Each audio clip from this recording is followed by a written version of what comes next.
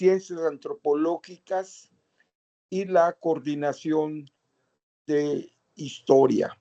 Hoy vamos a permitirnos escuchar, y de verdad que es un privilegio, la convivencia con dos jóvenes historiadores con talento, que tienen todas las mejores credenciales para efecto de que hoy por hoy se atienda lo que es una visión del historiador joven, de la sangre nueva dentro de los estudios históricos.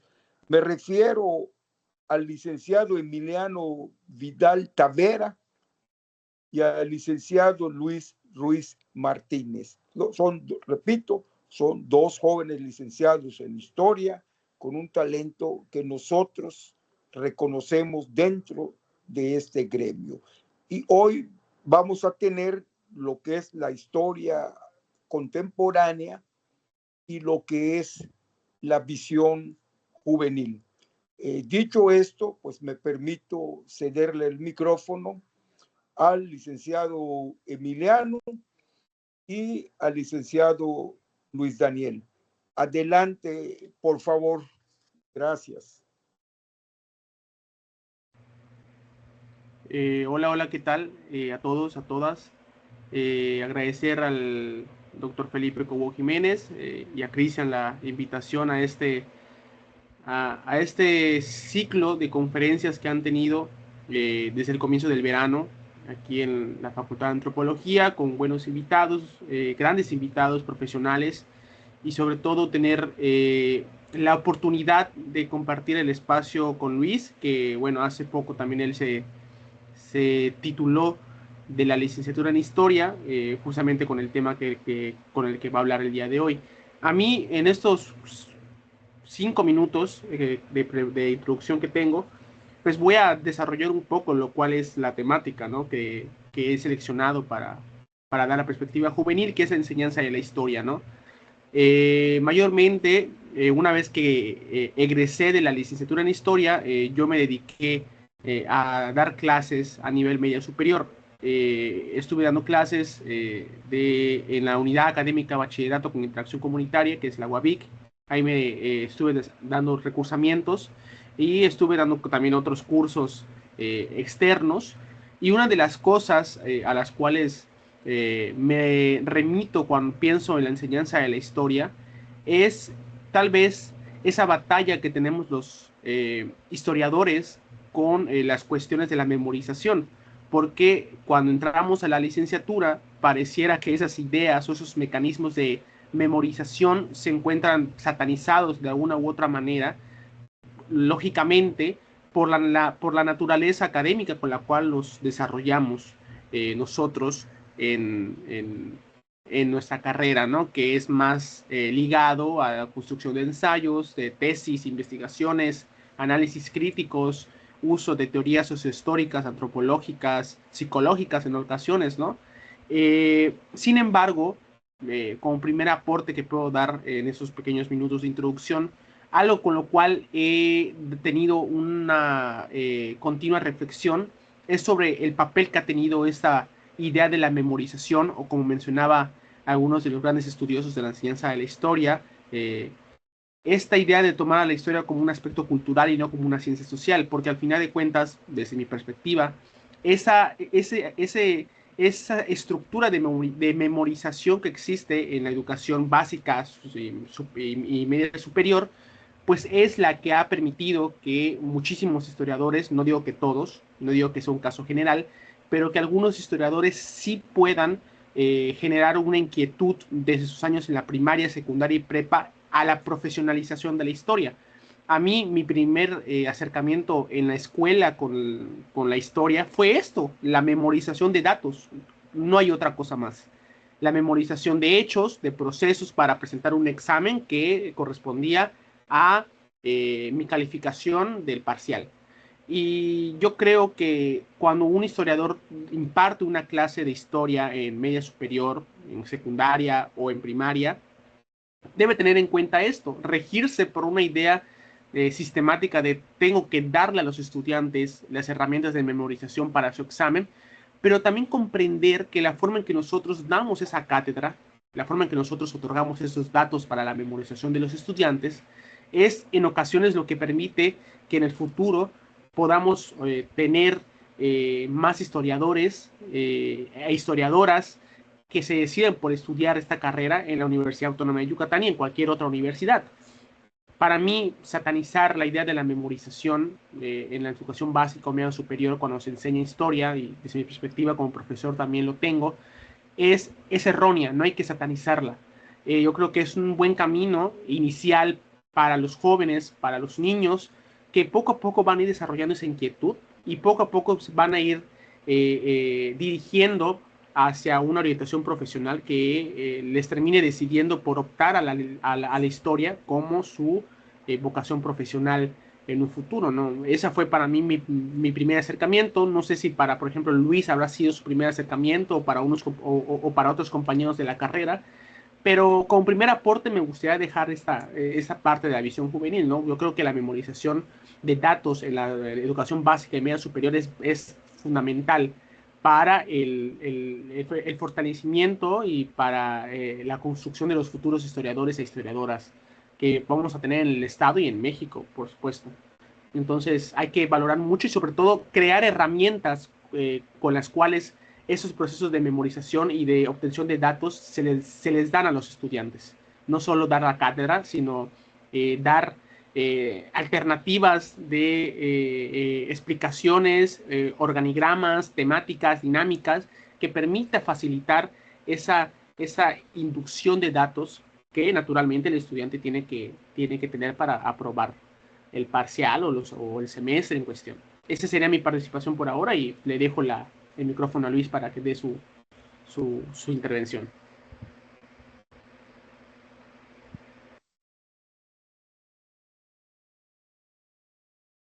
Hola, ¿se me escucha?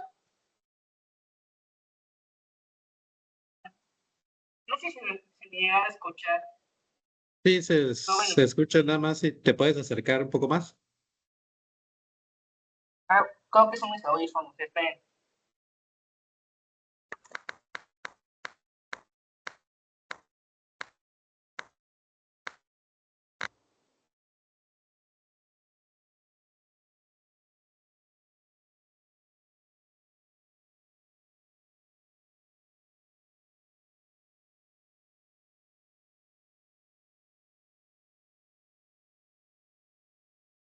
No se te oye.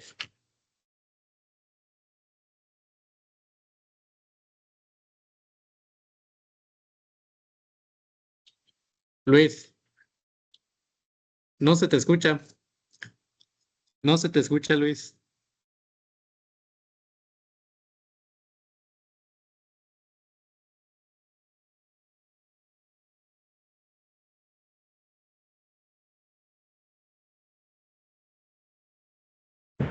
¿Ahora sí ya? Sí, ahora sí ya. Bueno, buenos días a todos. A Emiliano, es un honor tenerlo aquí como compañero, ya como colega, ya como historiador. Al maestro Cobo, gracias por la invitación, y a Cristian. Comparto con todo lo que dice mi compañero Emiliano sobre satanizar la memoria histórica, solamente aprendiendo los datos. Pero yo les quiero compartir lo que yo hice de presentación de mi tema de titulación, que es los inventarios parroquiales, pero yo no lo voy a platicar, yo no lo voy a hacer aquí en Yucatán, yo lo quiero hacer de manera generalizada. En general, estos documentos nos pueden ayudar a comprender desde el ámbito de la historia de la iglesia en México y en particular en Yucatán, en el ámbito de la historia social y ámbito de historia económica. ¿En qué sentido? En el ámbito de historia social se puede llegar a comprender sobre las tradiciones de los santos y de los ritos y de la memoria colectiva. ¿En qué sentido los inventarios? En los inventarios son los registros que hacían los párrocos dentro de una comunidad. dentro de una parroquia o de una capilla, si lo queremos ver así. ¿Qué contenían? Los ornamentos, los libros, eh, las imágenes, la ropa que iban a ocuparlo tanto los sacerdotes como los santos, alhajas, objetos religiosos que son los cupones, la, decíselo, donde se ponía la hostia consagrada para mostrarlo, la custodia, perdón, y así. Pero yo lo que quiero recalcar en la historia social, todo el valor significado en la historia social son las tradiciones, porque a veces detalla para qué lo utilizaban, cuál era la utilidad y en qué estaba hecho todos esos materiales, en qué sentido. Eh, a veces se detalla la fabricación de las velas, es decir, el pago que ponía, bueno, compré 4 velas de abeja, porque a fuerza se tenía que poner eh, material, y ciertos materiales se ocupaban para la fabricación de un cierto objeto, no cualquier material se ocupaba. Y así, por ejemplo, se compró una Virgen María de Guadalupe, de imagen de bulto de madera, para las procesiones para el diciembre, para el novenario, y así. Porque se puede utilizar, se puede comprender la cosmovisión dentro de la región que se quiere, dentro de la temporalidad, como queremos ver así, o de la región, dependiendo de en qué año se esté trabajando. Y así vemos para qué lo utilizaban. También contenían los libros de bautismos, libros de funciones y libros de bautizos. Y ahí se puede ver cuántas cajas, o bueno, cuántos libros contenían. Eso en el ámbito social. Si nos vamos en el ámbito económico, como lo plantea en el social, ¿se recuerdan? En las clases, no sé si llevaban la clase de historia económica con el maestro Fernández. A mí me gustó mucho poner eh, el valor significativo de los objetos religiosos en el ámbito económico. ¿En qué sentido? Dentro de los inventarios se detallan el valor del objeto, el valor de los materiales que estaban hechos, quién lo compró o quién lo donó o dónde lo compraron y cuánto, puede decirse, y cuánto fue el valor de la donación. Es como una pequeña contabilidad de lo que ingresaba y lo que se movía dentro de la comunidad, dentro de alguna parroquia o dentro de una capilla, se puede decir así. Y por eso se puede utilizar los inventarios parroquiales, no solamente aquí en Yucatán, sino en México, porque se puede comprender cómo se utilizaban los bienes eclesiásticos dentro de una comunidad. ¿Sale? Y a mí yo quiero poner 2 ejemplos muy, muy significativos para llegar a comprender este parteaguas, para terminar mi participación. Es la guerra de castas y el saqueo de la catedral en los años 1915, me parece, si no me quiero equivocar en mi dato. Primero vamos a comprender la guerra de castas. Cuando fue ahora sí, cuando inició la guerra de castas en Valladolid, es porque me siguen el dato, muchos de los indígenas saquearon la iglesia principal de Valladolid y se robaron todas las imágenes, bultos de imágenes, todo fue saqueado y destruido. Y por medio de estos inventarios se puede hacer un registro qué fue lo que se perdió dentro de ese acontecimiento de la guerra de castas o qué fue lo que se utilizaron para vender, porque si recordemos, los sacerdotes vendían las imágenes, vendían las alhajas para solventar la guerra de castas, para las armas contra de los naturales. Y así se puede saber el valor económico y social que tenía dentro de ese acontecimiento social que se llevó la guerra de castas. Ya lo ponemos más reciente en el siglo XX, el saqueo de la catedral, porque se puede checar en el inventario de la catedral el valor significativo que tuvo tanto social y económico. Porque antes del inventario, no, antes del año de 1914, se registró el retablo como tal, que estaba hecho, quién lo compró, cómo se utilizaban los santos que se recalcaban ahí. Y después de ese acontecimiento, ya detallan el valor o el impacto que fue ese acontecimiento, que fue el saqueo de la catedral. Ya se anotaron las pérdidas, las imágenes, las alhajas, todo se registró por medio de los inventarios y se pueden utilizar para saber el impacto social y económico dentro de una comunidad a nivel histórico. Esa sería mi participación.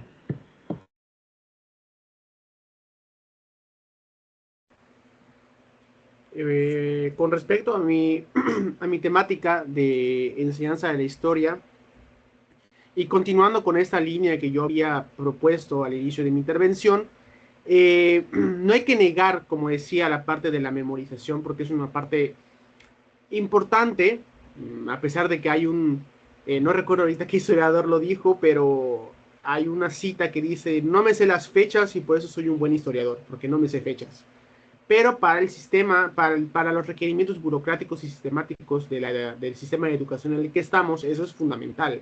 Eso es lo que termina siendo la evidencia más clara de que el avance del estudiante está ahí con respecto a los elementos como la nueva escuela mexicana, con sus asignaturas de conciencia histórica, entre muchas otras, ¿no? Pero fuera de ello, yo comentaba que hay la posibilidad que dentro de esa posibilidad de memorización, el profesor también pueda realizar o pueda proponer actividades en las cuales se pueda moldear mejor esta información que se pretende que el estudiante pueda tener a la mano y que le sea más placentero el tener una asignatura de 50 minutos, 4 o 5 veces a la semana. Y es aquí donde entran dos conceptos básicos, que es la imaginación histórica y la empatía.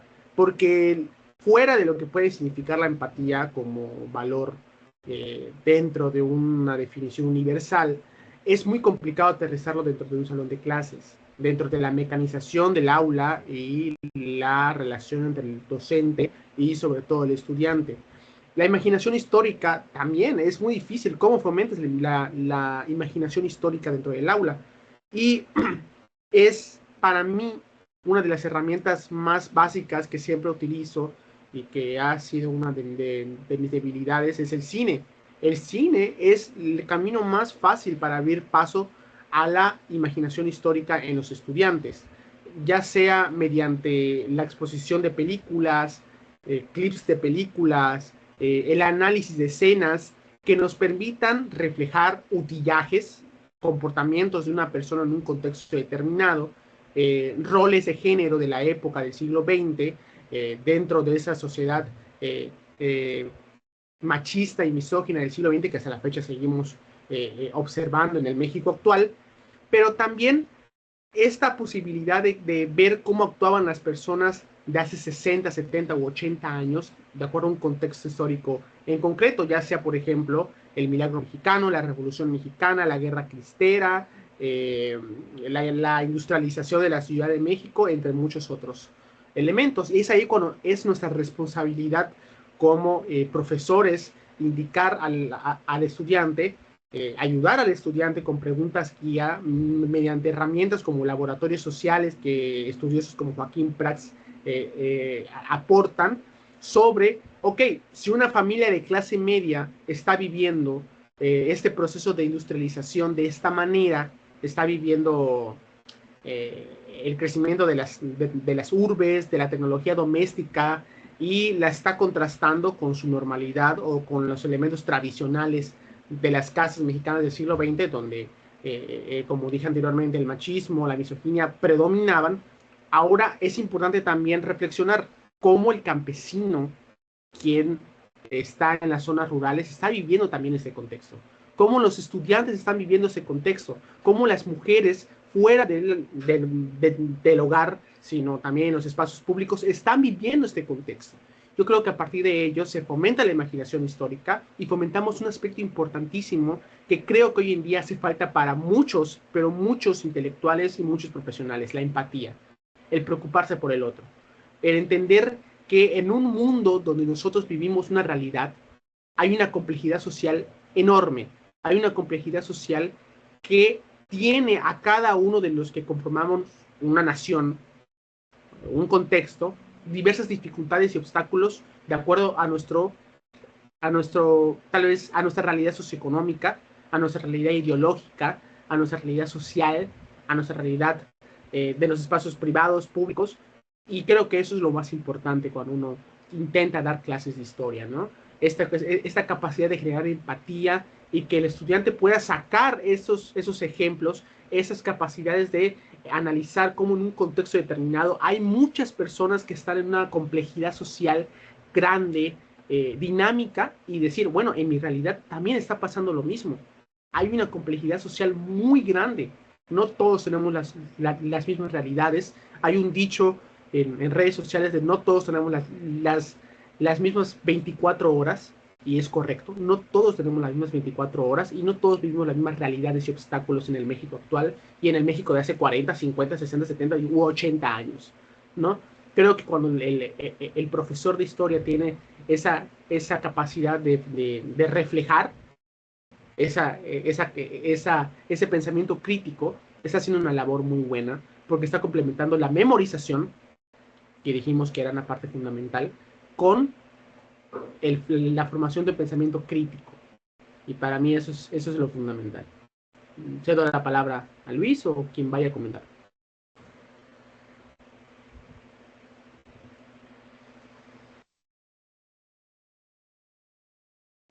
Bueno, ya para culminar mi participación, a mí lo importante de los inventarios, y lo voy a mezclar por lo que diga, bueno, lo que está comentando mi compañero y mi colega Emiliano. A mí los inventarios me pueden seguir a la sociedad para divulgar lo que es el patrimonio cultural de la iglesia como tal. Sí, van a decir, es que tienen letras que no van a entender. Por eso estamos nosotros, como para difundir la historia como tal. Por eso yo pongo en sí estos documentos para la enseñanza de la historia. Es decir, bueno, ¿qué quiero enseñar o qué quiero divulgar? El patrimonio cultural y la importancia sobre estos dos áreas de la historia, que es la social y la económica, para que comprenda la gente qué valor tienen estos objetos que fue importante para su fe o para dentro del patrimonio. Porque sí me ha pasado cuando he tenido eso del museo móvil con el maestro Víctor. Sí, a veces me comentaba que cuando teníamos las actividades de campo con él, que a veces había personas que tenían bultos muy antiguos de imágenes y todo eso, y no sabían lo que significaba esa imagen, el valor histórico o económico o social de esa imagen, que puede significar, como si se satisfactorio divulgarlo. Es decir, esa imagen de San Juan Bautista puede enseñarnos muchas cosas, de qué estaba hecho, de qué estaba fabricado más que nada, o de una imagen de una virgen, de cómo se utilizaba la virgen o las procesiones, porque puede ser esa memoria colectiva por medio de un profesor de historia. Sí, yo comparto las mismas ideas de que Emiliano, que hay que satanizar a los profesores que nos sabían aprender los hechos históricos, ¿no?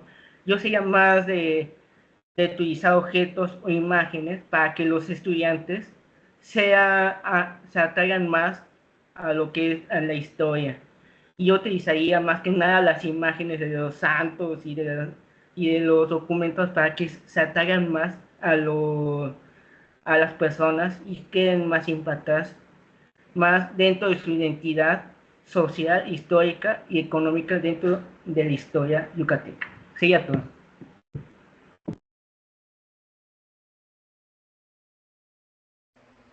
¿Hay tiempo para un bloque más? Sí, serían pues 5 minutos. 5 minutos. Va. Pues sí, justamente eso, ¿no? Y lo que menciona Luis, no satanizar, como he dicho en toda la conversación, el requerimiento de la memorización, porque es necesario. Digo, a final de cuentas, nosotros como historiadores es inevitable y también resulta intrínseco no memorizar, ¿no? Estamos investigando y es tantas veces que recorremos un documento, un periódico, una foja de la G y del AGN, que terminamos memorizando datos, porque así es esto. Uno memoriza la calle donde pasa todos los días y memoriza las alternativas para regresar a tu casa sin que tú lo quieras hacer.